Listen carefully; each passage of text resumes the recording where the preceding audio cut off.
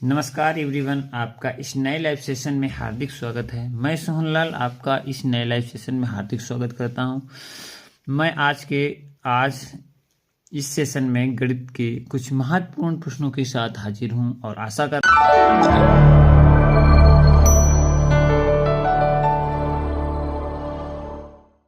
हूं ये शानदार प्रश्न की श्रृंखला आपके लिए लाभकारी होगी। साथियों, हम आज आपको कुछ शानदार तरीके से सवालों को हल करते हुए नजर आएंगे और देखेंगे साथियों किस प्रकार के जो हमारे प्रश्न होते हैं उन्हें हम कैसे हल करते हैं और विभिन्न प्रकार की तैयारियों के लिए ये सेशन बहुत ही महत्वपूर्ण होगा। कुछ महत्वपूर्ण प्रश्नों की श्रृंखला में मैं कुछ शानदार प्रश्न लेके हाजिर हूँ। आज का सबसे पहला प्रश्न है आपकी स्क्रीन पर और ये कह रहा है कि निम्नलिखित में से कौन सा 25 के बराबर नहीं है। ये 4 ऑप्शंस दिए हैं और इसमें हमें देखना है कौन जो है वो 25 के बराबर नहीं है। सबसे पहले यहाँ पे देखेंगे, यदि हम 100 का 4 में भाग देंगे तो 25 आएगा और यदि हम 50 से 25 को घटा देंगे तो कितना आएगा, 25 आएगा। तो ये तो इसके बराबर है 25 के, तो ये ऑप्शन गलत है, ठीक है ना। दूसरा ऑप्शन देखेंगे, कह रहा है कि 20 + 4 छोटे कोष्टक में भागे 4 का, तो 4 पंचे 20 होगा ना। हम जब हम 4 का 20 में भाग देंगे तो 5 आएगा और हम 20 को 5 में जोड़ देंगे तो वो भी 25 आ जाएगा। तो बी ऑप्शन भी नहीं सही होगा। सी ऑप्शन पे चर्चा करेंगे। सबसे पहले ये कोष्टक हल करते हैं, तो कोष्टक को हल करने में यहाँ पे 10 आ जाएगा और ये 10 10 20 हो जाएगा। गुड मॉर्निंग राहुल जी, आपका स्वागत है हमारे सेशन में। तो हम लोग लगातार इसे हल करेंगे। तो यहाँ पे कितना है, 10 और प्लस 5 दूनी 10, 10 10 20 हो गया और 10 से 5 जाएगा तो 5 बचेगा, तो ये भी 25 के बराबर हो जाएगा, ठीक है ना। अब ये क्या कह रहा है कि 2 एकन 2 और 24 में 2 हो जाएगा 26, तो ये डी ऑप्शन 25 के बराबर नहीं है, ठीक है ना। तो डी ऑप्शन ही हमारा सही होगा, ठीक है। तो आशा करते हैं आप लोगों ने इस प्रश्न को समझा है। अब चलेंगे अगले महत्वपूर्ण प्रश्न की तरफ। अगला महत्वपूर्ण क्या कह रहा है कि 44वां है, यक्स का वह मान जिसके लिए निम्न समीकरण सत्य हैं। ये समीकरण है सत्य, तो हमें x का मान क्या है वो ज्ञात करना है। चलिए इसे हम हल करते हैं। तो सबसे पहले यहाँ पे लिखेंगे एक हल और हल में बनाएंगे छोटा कोष्टक जो यहाँ पे बना है और 3 सही 1/11 में गुणे 11/5, ठीक है ना। एक तो ये हो जाएगा, दूसरा भाग हो जाएगा 3/7 गुणे यक्स और कोष्टक बंद होगा = 4/3। तो इसको इसके बराबर करना, ये एक्स का मान निकालना, तो कैसे होगा आइए चलते हैं, इस पे चर्चा करते हुए आगे बढ़ेंगे। सबसे पहले आप देखेंगे यहाँ पे है इसे, ये मिश्र भिन्न है हमारी। कौन सी भिन्न है, मिश्र भिन्न। साधारण भिन्न में परिवर्तित कर लो, 11 3 33 और 1 34, 34/11 हो जाएगा और यहाँ पे 11/5 है। तो हम लोग जानते हैं कि जब ऊपर नीचे 11 होता है तो इसे हम काट सकते हैं, ठीक है, कोई प्रॉब्लम नहीं, इसे ऐसे ही रखेंगे और यहाँ पे हम डिवाइडेड बाई का निशान लगाएंगे और यहाँ पे जो हमारा है 3x/7 हो जाएगा = 4/3 हो जाएगा, ठीक है ना। इतना समझे हैं राहुल जी, ठीक है। अब हम आगे बढ़ेंगे और समझने का प्रयास करेंगे। अगली स्टेप हमारी क्या होगी राहुल जी, इसे देखो, यहाँ पे 34/5 हो जाएगा, कोई गैल नहीं, ठीक है।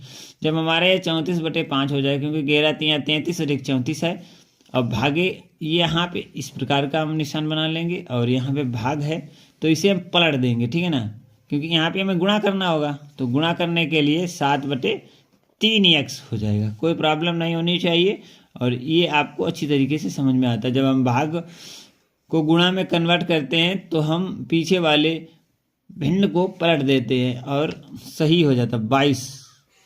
राहुल कुमार जी कह रहे हैं कि इसका आंसर 22 आएगा। चलो, तो x का मान 22 निकाला है राहुल जी ने। चले हल करेंगे फिर हम बताएंगे। 3/4 होगा। अब अगली स्टेप जो होगी उसको हम देखते हैं। 37/11 है, अच्छा 37/11 है, 37/11 है, कहाँ पे 37/11 है, ये 37/11 नहीं है, यहाँ पे 3 सही। क्वेश्चन दोबारा देगा।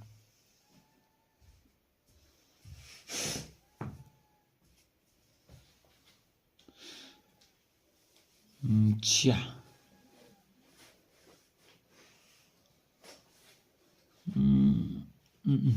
33 और 7। अच्छा, ये 7 है, ठीक है। 33 7 है, ठीक है। 33 और में 7 जोड़ेंगे तो कितना आएगा? 40, ठीक है, कोई दिक्कत नहीं। 40 कर लो तो यहाँ पे 34 की जगह पे 40 आ जाएगा, ठीक है ना। 40 तो 40 बटे, अच्छा 37 था, 7 है तो 33 और 7 40, ठीक है। 40/5, कोई बात नहीं, 3/4 के बराबर है। आप समझो इसे। अब तो सही है राहुल कुमार, अब तो सही है। चलिए, लिखने में मिस्टेक हुई। आप समझो, यहाँ पे 5 8 40 होगा, 8 बार जाएगा, गुणा 7/3x 4/3, अच्छा 14। पहले कितना आया था? 20, अब की बार 14। चलो कोई बात नहीं।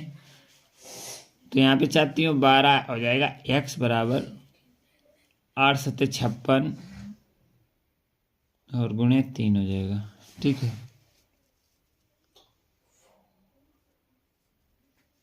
तो तुम्हारा गुणा गलत था, ठीक है, कोई बात नहीं। x बराबर 56 गुणे 3/12, तो कितना आएगा? 3 एकन 3, 3 चौक 12। अब 2 से काट देंगे तो 2 नहीं, 4 से, 4 एकन 4, 4 एकन 4 और 4 चक्कू 16, 14। x बराबर 14, ठीक है। सभी साथियों को अच्छे से समझ में आया होगा। इसका जो आंसर है x का मान, जिसके लिए ये जो हमारा ये जो दिया गया है वो बिल्कुल सही है। मतलब कह रहा वह x का वह मान जिसके लिए निम्न समीकरण सत्य है। तो ये समीकरण सत्य है। x की जगह पर यदि हम 14 लिख देंगे तो ये समीकरण हमारा बिल्कुल सत्य हो जाएगा। तो आशा करते हैं सभी साथियों को ये प्रश्न समझ में आया होगा। चलेंगे अगले महत्वपूर्ण प्रश्न की तरफ। शानदार प्रश्नों की श्रृंखला में सभी साथी कमेंट करके बताएंगे कौन कहाँ से जुड़ा हुआ है। तो समझते हैं अगले महत्वपूर्ण प्रश्न को। प्रश्न नंबर 45 कह रहा है 45, 60 तथा 75 के महत्तम समापवर्तक तथा लघुत्तम समापवर्तक का योग है। तो आइए साथियों, इस प्रश्न को पहले शानदार तरीके से गुणनखंड करते हैं। क्या करते हैं? गुणनखंड, अभाज्य गुणनखंड। गुणनखंड भी 2 प्रकार के होते हैं, ठीक है। एक तो गुणनखंड होते हैं और एक अभाज्य गुणनखंड होते हैं। तो हम अभाज्य गुणनखंड की चर्चा करेंगे। तो साथियों आप इनमें अभाज्य गुणनखंड, तो 45 के अभाज्य गुणनखंड करेंगे, इसके बाद 60 के अभाज्य गुणनखंड करेंगे और इसके बाद 75 के अभाज्य गुणनखंड करेंगे। तो साथियों 45 के अभाज्य गुणनखंड क्या होते हैं? सबसे पहले अंत में 5 है, ठीक है। तो यहाँ पे लिखेंगे 45 और इन्हें काटने का प्रयास करेंगे। सबसे पहले अंत में 5 है तो 3 से कट सकता है क्या? 3 एकन 3, 1 बचेगा तो 5 15, हाँ 3 से कट जाएगा। तो 3 एकन 3 और 5 15 और अभी एक बार और 3 से कटेगा तो कितना आ जाएगा? 5 आ जाएगा साथियों। लास्ट में 5 है तो 5। तो यहाँ पे 45 के जो गुणनखंड आएंगे वो कितने आएंगे? 3 गुणे 3 गुणे 5, ठीक है। इसी प्रकार से हम 60 के करेंगे। तो 60 का जब हम करेंगे तो ये आ जाएगा, 2 से कटेगा क्योंकि अंत में 0 है तो आ जाएगा 30, फिर अंत में 0 है फिर 15 आएगा। और 15 के गुणनखंड यहाँ पे दिए हैं 3 आएगा और यहाँ पे 5 आ जाएगा तो 5 1, ठीक है ना। इसी प्रकार से 75 का करेंगे तो यहाँ पे आएगा 75 है, 5 है अंत में, तो हम 3 से इसे काट सकते हैं। तो 3 दूनी 6, 1 बचेगा तो 5 15, तो 25 यहाँ 75 होता है, ठीक है। अब 5 गुणे 5, ठीक है ना। तो इसका ये आया, तो ये आया 45 का। इसी प्रकार 60 का कर देंगे तो 2 गुणे 3 गुणे 5। इसी प्रकार से हम 75 का देखेंगे तो इक्वल टू का निशान लगाएंगे, 3 गुणे 5 गुणे 5। तो अब हम बात करेंगे राहुल 15 15 51 51। अच्छा ठीक है, अब हम देखेंगे कि इसके में जो एलसीएम आएगा, एलसीएम लघुत्तम समापवर्त है, तो सबसे पहले सबसे ज़्यादा 3 किस में है, इसमें है, तो 3 कितनी बार है, 2 लिख लेंगे। फिर सबसे ज़्यादा 2 किस में है, इसमें है, 2 2 बार है, तो इसमें लिख लेंगे। अब सबसे ज़्यादा 5 किस में है, तो 5 इसमें है, तो 5 इसमें लिख लेंगे। तो ये हमारा हो जाएगा एलसीएम। ठीक है, इनका जो गुणा होगा, गुणनफल आएगा, वो एलसीएम होगा। अब कितना आएगा, 3 त्रिका 9, 9 दूनी 18, 18 दूनी 36, 36 गुणे 25। साथियों यहाँ पे 36 गुणे 25 का यहाँ पे गुणा कर लेंगे,